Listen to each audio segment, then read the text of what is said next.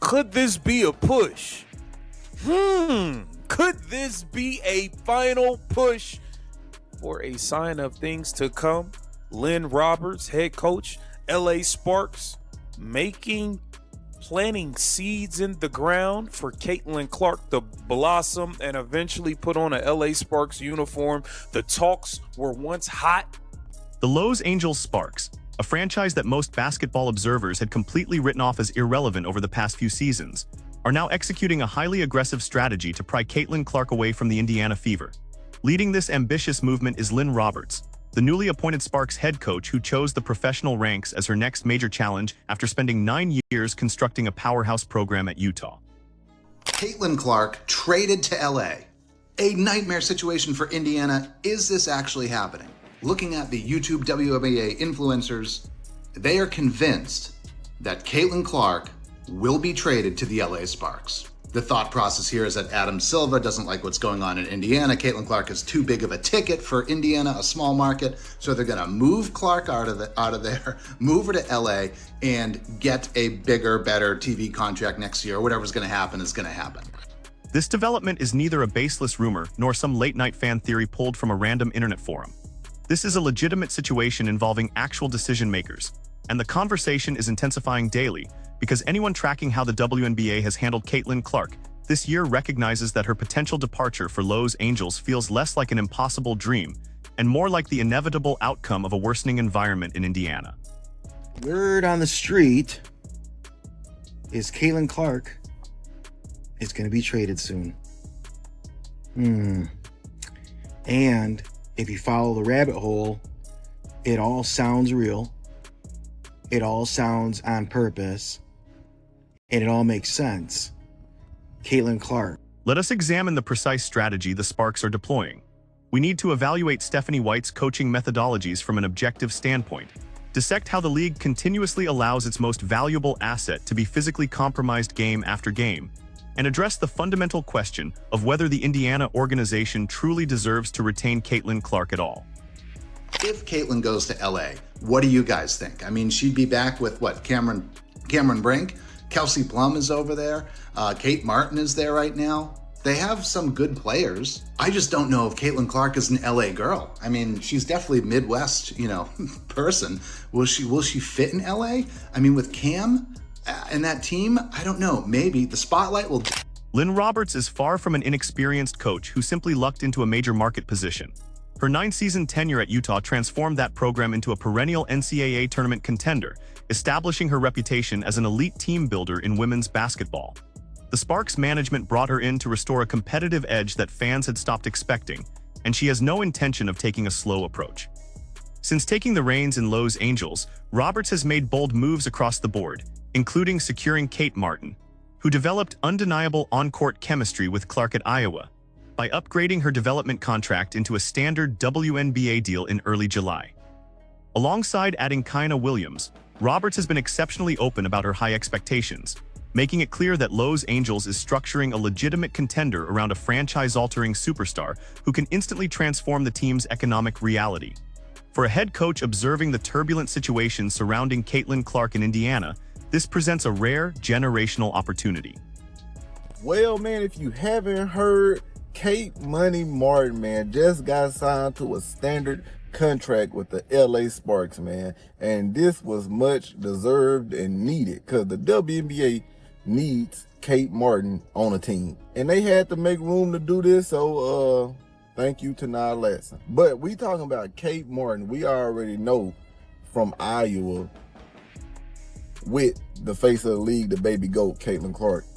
Also, one of the people that have the top selling basketball jerseys in the WNBA and has had it since she came in. But she also has the skill to be on a team. So this is good. I'm pretty sure a lot of people is happy about this signing. The acquisition of Kate Martin was a calculated organizational move rather than a coincidence.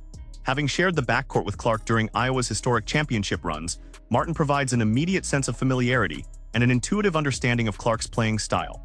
Signing a player with those specific ties in the middle of a competitive WNBA season signals a deliberate effort to construct an environment where Clark could seamlessly transition and feel entirely supported. While Roberts has not explicitly stated her intentions in a public press conference, the front office's transactional footprint speaks volumes to anyone paying close attention to the trajectory of the franchise. I'm pissed. After tonight's game, I'm pissed. And I'm clearly not alone in my sentiments, but the league has a serious officiating issue. And the fact that the way that they treat their generational talent is truly disgusting. The calls tonight were insane. Or the no calls tonight were insane. To comprehend why Los Angeles is so intent on acquiring her, one must look at the unprecedented numbers Caitlin Clark is producing in 2026. She is currently maintaining a career-best average of 21.2 points per game through 17 appearances this year, earning her third consecutive All-Star selection while guiding the Fever to an 11-8 record. At just 24 years old and in her third professional season, she is performing at a historic level that very few guards in the history of the sport have ever reached. Furthermore, she remains the single greatest television draw the league has ever seen, evidenced by the June 6 broadcast against the Liberty, which pulled in 2.557 million viewers on CBS to become the most-watched WNBA game of the season.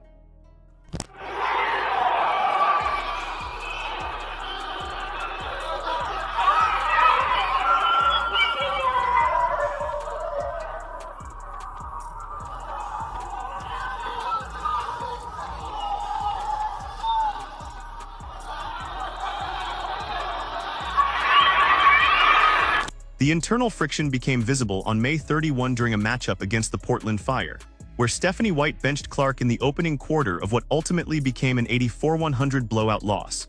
A subsequent second-quarter timeout captured a highly animated disagreement between the coach and her star player, broadcasting their tactical disconnect to a national audience. White later attempted to justify the early substitution by citing minutes restrictions for Leah Boston, but removing your primary offensive weapon during a game that spiraled into a 16-point defeat raised serious questions. Though both individuals downplayed the incident afterward as standard competitive coaching, the footage remains a permanent point of discussion regarding whether White's system truly maximizes Clark's unique skill set. You have a generational talent and a WNBA superstar who had two cheap shots right there that weren't called.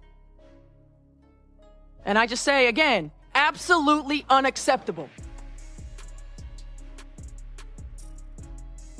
Steph, do you think that the league needs to look into how Caitlin Clark is defended or how she's officiated going forward?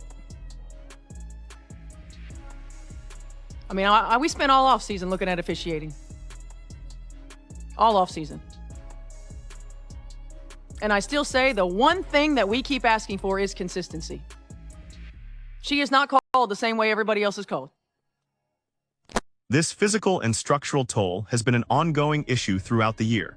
Clark carried a probable designation for 13 separate games this season due to a recurring back condition, meaning a 24-year-old athlete has spent more than half the schedule managing injuries.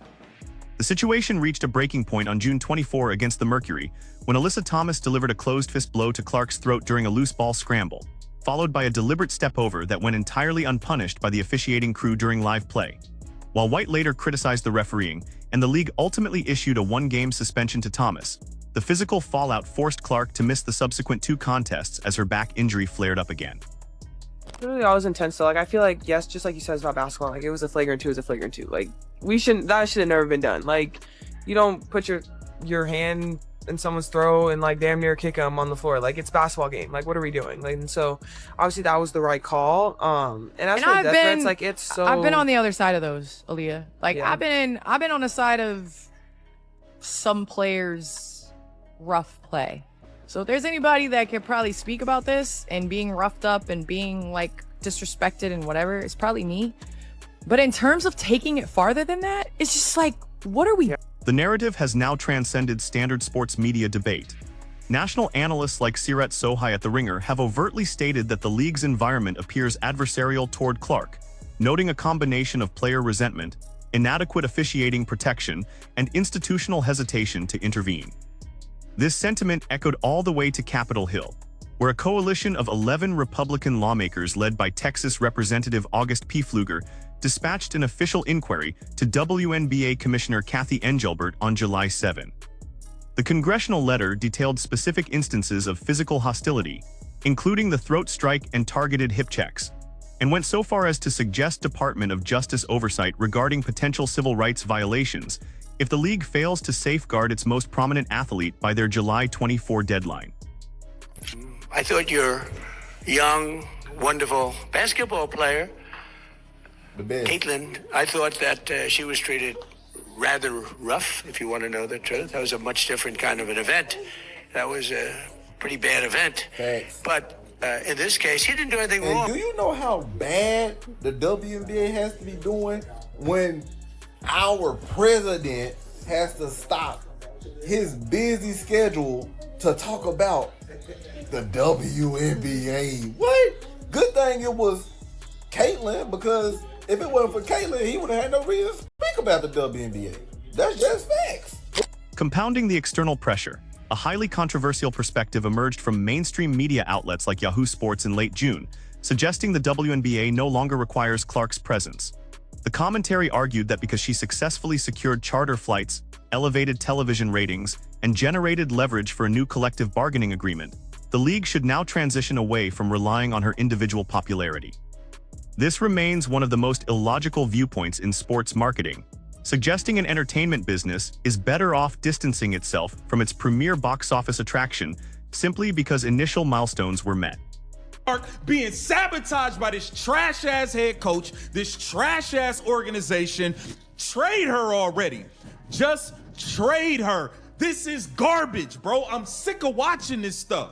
She was sabotaged today. The most she played was 3 minutes and 10 seconds at one time. That is sabotage. It's malpractice. There was no point in her even playing today if this is the plan. I'm sick of it. Sick of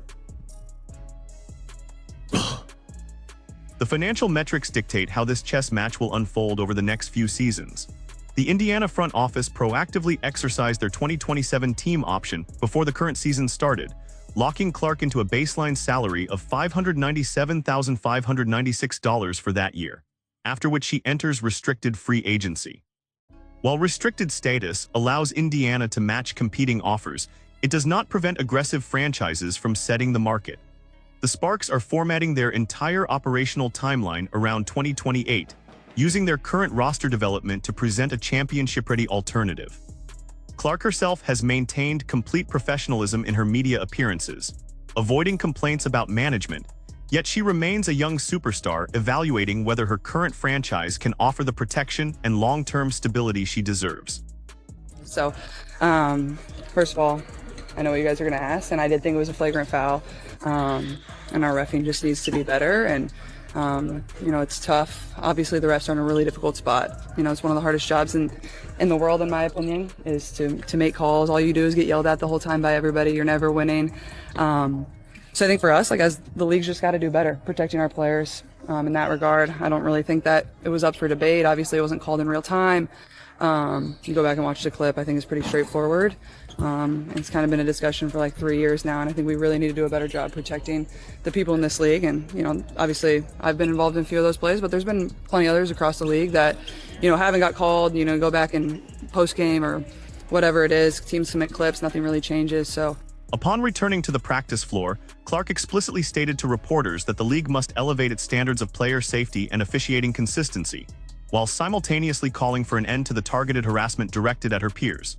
Her public handling of the adversity has been remarkably disciplined, even as she balances injuries with the immense pressure of maintaining a 21-point scoring average and driving historic arena attendance. She joined the professional ranks to win championships, and Lynne Roberts recognizes that the most direct route to a title in 2026 runs through Caitlin Clark.